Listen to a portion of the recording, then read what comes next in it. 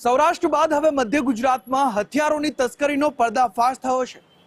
Sevaliya checkpost નજીકથી revolver, 40 કારતૂસ અને pistol જપ્ત કરવામાં આવ્યા છે। મધ્યપ્રદેશથી આ જથ્થો કોને આપવાનો હતો, આ ગેંગે અત્યાર સુધી કોને કોને ને કેટલા હથિયારો આપ્યા, તે તમામ વિગતો હવે પોલીસ તપાસમાં જ બહાર આવશે।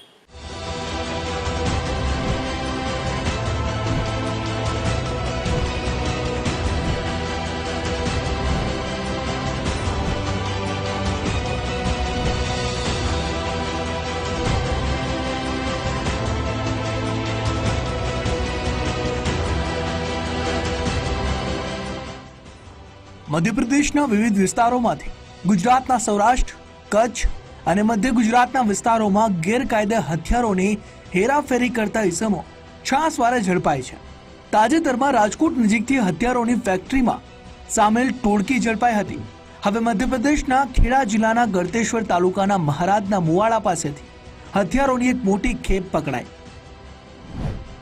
વરિષ્ઠ પોલીસ અધિકારીઓને ગળતેશ્વરથી હથિયાર તસ્કરો પસાર થવાના હોવાની બાતમી મળી, જેના આધારે અમદાવાદ ઇન્દોર હાઈવે પર પોલીસના જવાનોએ ઠેર ઠેર વોચ ગોઠવી। ગળતેશ્વર પાસે આવેલા મહારાજના મુવાડા નવી પોલીસ ચેકપોસ્ટ પાસે બંદોબસ્તમાં રહેલા જવાનોએ એક શંકાસ્પદ સ્વિફ્ટ કારને અટકાવીને ચેકિંગ કર્યું, તો તેમાંથી 4 દેશી પિસ્તોલ, 1 રિવોલ્વર અને 40 જીવતા કારતૂસ મળી આવ્યા।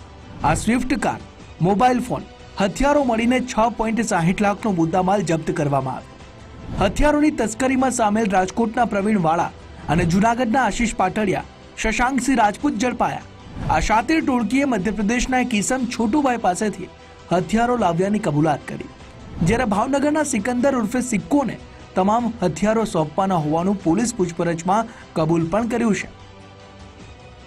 સેવાલિયા પોલીસ સ્ટેશન ખાતે જે ચેકપોસ્ટ છે ત્યાં વાહન ચેકિંગ દરમિયાન સફેદ કલરની એક સ્વિફ્ટ ગાડી હતી, જેમાં ચેક કરતા કુલ 5 વેપન મળી આવે છે, જેમાંથી 4 પિસ્ટલ છે, 1 રિવોલ્વર છે, જેની કિંમત કુલ 1,25,000 રૂપિયા છે।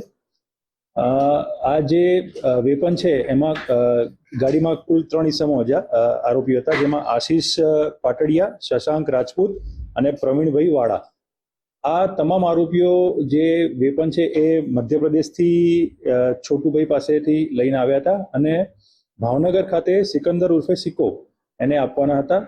સિકંદર ઉર્ફે સિક્કાનો જો ગુનાહિત ઇતિહાસ જોઈએ આપણે તો એ ભૂતકાળમાં મર્ડર અને રાયોટિંગના ગુનામાં આરોપી છે।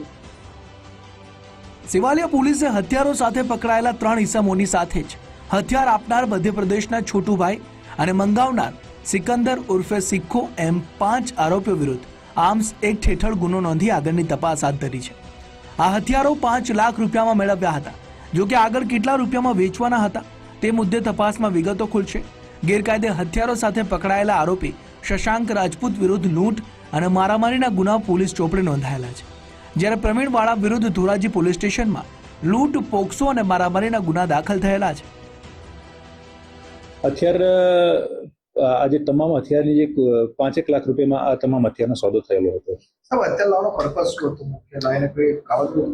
હા, આપ જાણીએ છીએ કે જેને હથિયાર આપવાના હતા એ આરોપી છે, એને પકડવાનો બાકી છે। એના પકડ્યા પછી જ એમાં વધુ વિગતો બહાર આવશે, પણ એનો જે ગુનાહિત ઇતિહાસ છે એના પરથી એવું લાગી રહ્યું છે કે એ કોઈ લૂંટ અથવા મર્ડર માટે નું કામ કરવા માટે આ વેપન મંગાયેલા હોવા જોઈએ। ખેડાની સેવાલિયા ચેકપોસ્ટ પરથી અગાઉ પણ હથિયાર અને ડ્રગ્સ સહિતનો પ્રતિબંધિત સામાન પકડાઈ ચૂક્યો છે। કુખ્યાત આરોપી સિકંદર ઉર્ફે સિક્કોએ હથિયારો કોઈ ગુનાહિત પ્રવૃત્તિને અંજામ આપવા મંગાવ્યા હતા કે પછી આગળ સૌરાષ્ટ્રની કોઈ ચોક્કસ ગેંગને હથિયારો આપવાના હતા, તે મુદ્દે તપાસ દરમિયાન ખુલાસા થઈ શકે છે।